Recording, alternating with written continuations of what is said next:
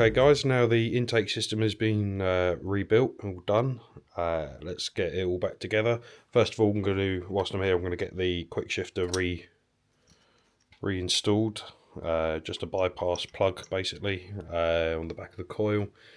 Yeah, quite simple, quite straightforward. Let's get it back together.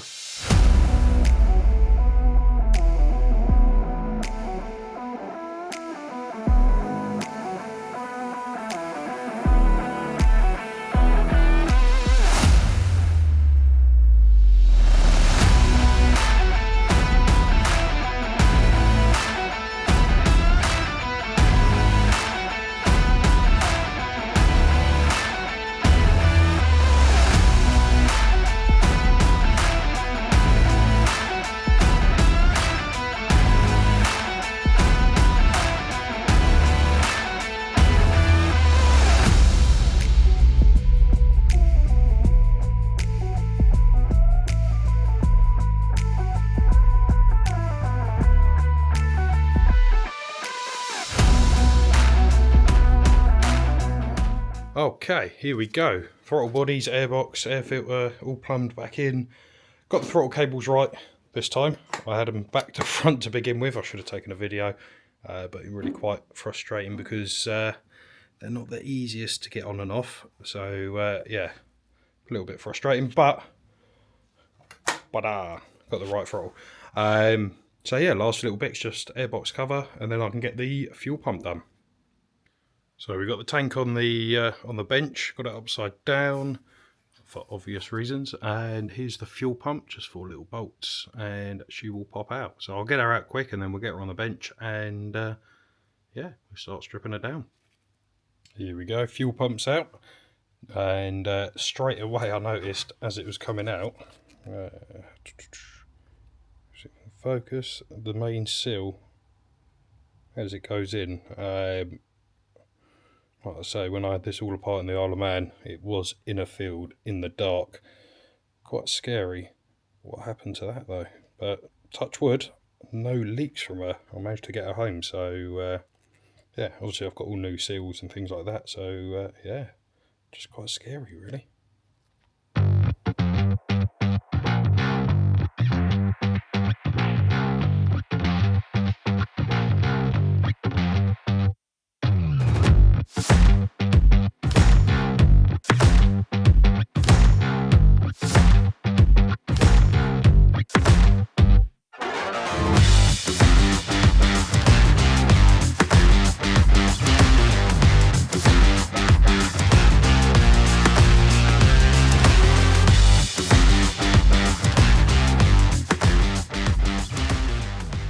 Okay, here we go. Fuel pump's all rebuilt, ready to go. I'm going to sling her back in the tank. Here's all the old bits. You've got the old pump, filters, seals. It's yeah, so something we've done in the Isle of Mann. Just to give you a sort of reference. So this is the pickup on the sorry, the pickup on the bottom of the fuel pump. This is what it's supposed to look like. Don't ask me why I've got 2 kits. I think I ordered one at the time, and I've ordered one recently. So yeah. Got one for next time.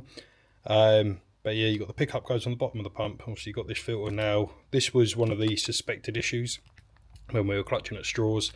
It apparently is quite a common issue for the filters to degrade and just suddenly collapse on themselves and then fire through the pump and just cause no end of havoc. Now, the stuff that came out of the injectors, I think there's a good chance to see that's what's actually happened. So yeah, well, we'll soon find out.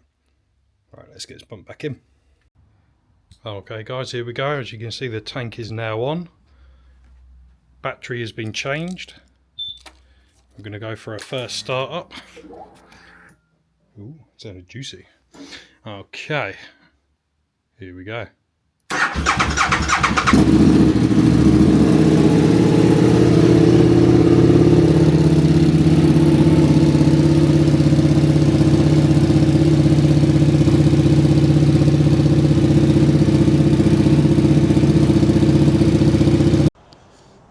Okay guys, here we go. She's done her 15 minutes of obligatory KTM running with no throttle. She's been MOT'd, passed with flying colours. time to take her out on her maiden voyage after 2 years sitting. There we go. Got the camera set up. New to this, so bear with me. I'm going to try and get a bit of audio as I go, but yeah, like I say, new to this, so hopefully nothing goes wrong. Fingers crossed. Come for the ride.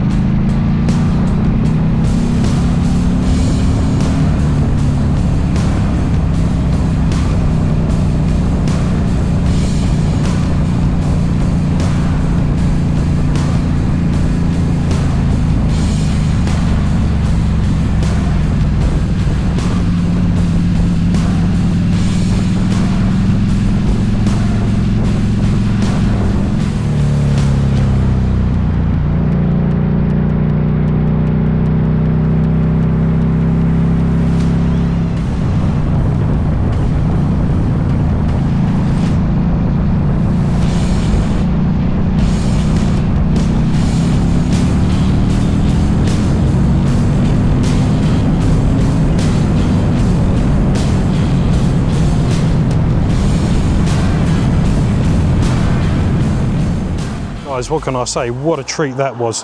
She is running better than I remember. She is on point. Obviously the fuel pump, the injectors, they must have been on their last legs even when it was working properly. So so glad that's worked out, and honestly she's never run so good. She is putting like an absolute train. Apologies to the flies, I don't know if you'll see them on there, but yeah, a few flies splattered on this evening. But yeah, like I say, over the moon. She's MOT, she is ripping and riding, she is running beautifully. So yeah, that leads me on to what to do with her next. So I've got a couple of ideas in mind. I want to do a power commander, so I can tune up. Not so much, I'm not interested in that ultimate top speed, top brake horsepower, all that malarkey. I want to iron out the lower end, because like I say, she pulls like a train. Up higher RPM, she's great.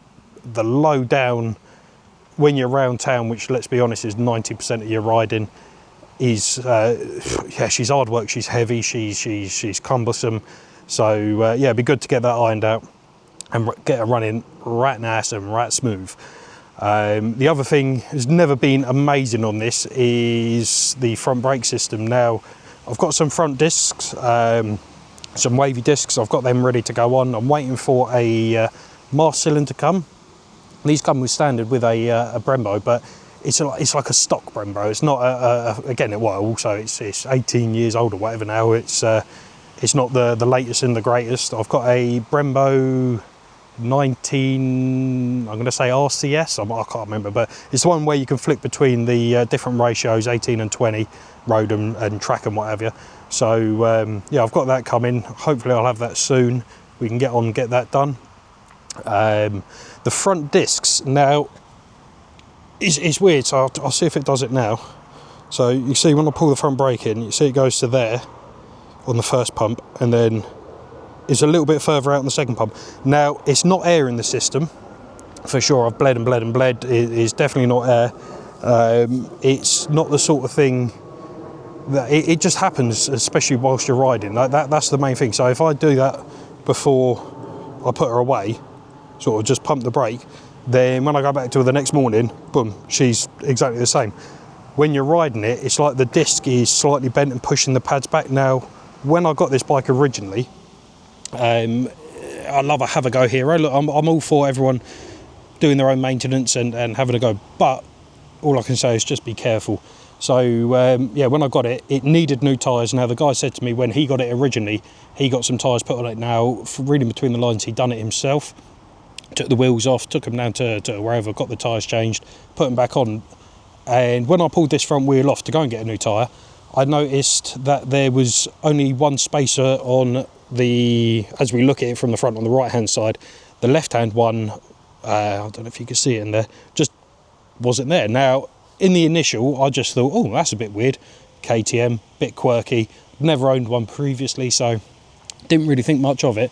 When I got the tyres fitted, got the wheel on, and I don't know if you guys do this, but I give it a little shake, boom, the wheel went like not left to right, and it was a bit like, ooh, that's not right. So I had a look on a parts feature what should be there, and lo and behold, there was a spacer. Now luckily I've got a KTM dealer right round the corner from me, what they called KTM Centre, Hemel Hempstead, brilliant place.